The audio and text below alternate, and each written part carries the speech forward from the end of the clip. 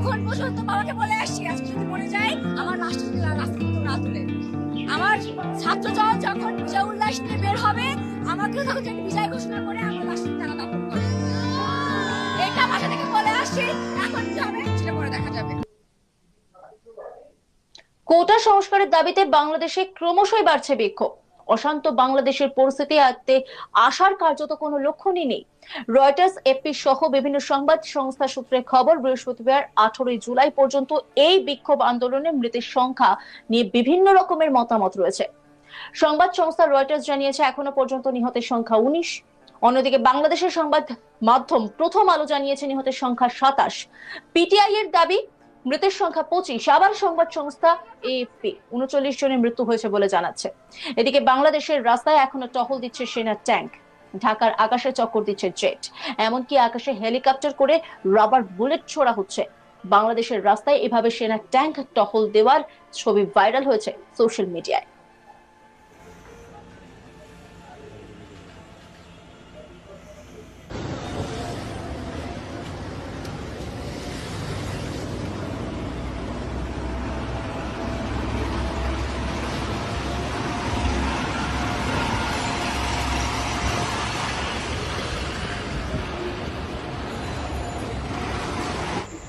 Tank বের হয়েছে ক্যান্টনমেন্টের থেকে। এপিসি উপরে কি মেশিন গান মাউন্ট করা?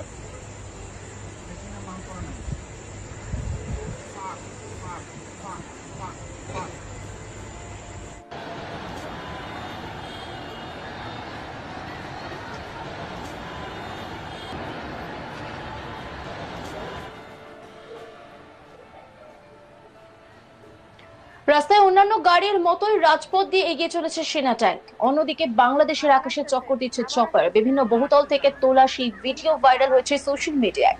এই ভিডিওতে স্পষ্ট ওই চপারগুলি থেকে কিছু একটা ছোড়া হচ্ছে। জানা গেছে বাংলাদেশের আকাশে চক্কর কাটা হেলিকপ্টার গুলি থেকে বিক্ষোভকারীদের ছত্রভঙ্গ করতে রাবার বুলেট ছোড়া হচ্ছে। এই পরিস্থিতিতে রবিবার 21 জুলাই সংরক্ষণ নিয়ে মামলা শুনবে বাংলাদেশের আদালত। ইতিমধ্যে রাজধানী ঢাকার রামপুরায় বাংলাদেশ টেলিভিশনের প্রধান কার্যালয়ে হামলা চালানো হয়েছে। বৃহস্পতিবার 18 জুলাই বিকেলে বিটিভি কার্যালয়ের প্রধান ফটক ভেঙে ভিতরে প্রবেশ করেন একদল লোক।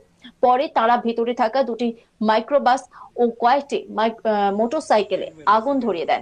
এরপর বিটিভির সম্প্রচার বন্ধ হয়ে গিয়েছে। স্থানীয় সময় বিকেল 3টের দিকে বিটিভি ভবনে হামলা চালানো হয়। রাজধানীর উত্তরা, মোহাম্মদপুরা, বাড্ডা সহ কয়েকটি এলাকায় আজ শুক্রবার পুলিশের সঙ্গে আন্দোলনকারীদের দফায় দফায় সংঘর্ষের ঘটনা ঘটেছে বলে খবর।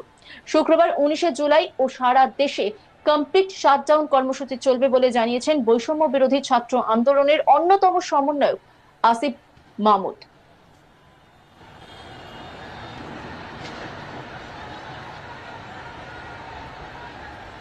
আবার আসতেছে আবার হেলিকপ্টার আবার আসতেছে।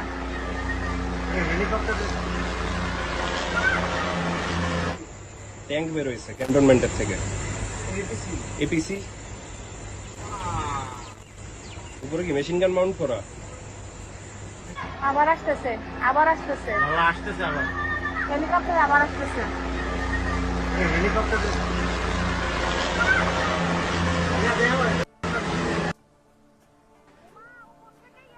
বাংলাদেশের প্রধানমন্ত্রী কি বলছেন শোনাবো আপনাদের। সরকার হাইকোর্টের রায়ের বিরুদ্ধে সর্বোচ্চ আদালতে আপিল করেছে। আপিল আদালতে শুনানির দিন ধার্য করা হয়েছে। আদালত শিক্ষার্থীদের কোনো বক্তব্য থাকলে তা শোনার সুযোগ সৃষ্টি করে দিয়েছে। এই আইনি প্রক্রিয়ার মাধ্যমে সমস্যা সমাধানের সুযোগ রয়েছে।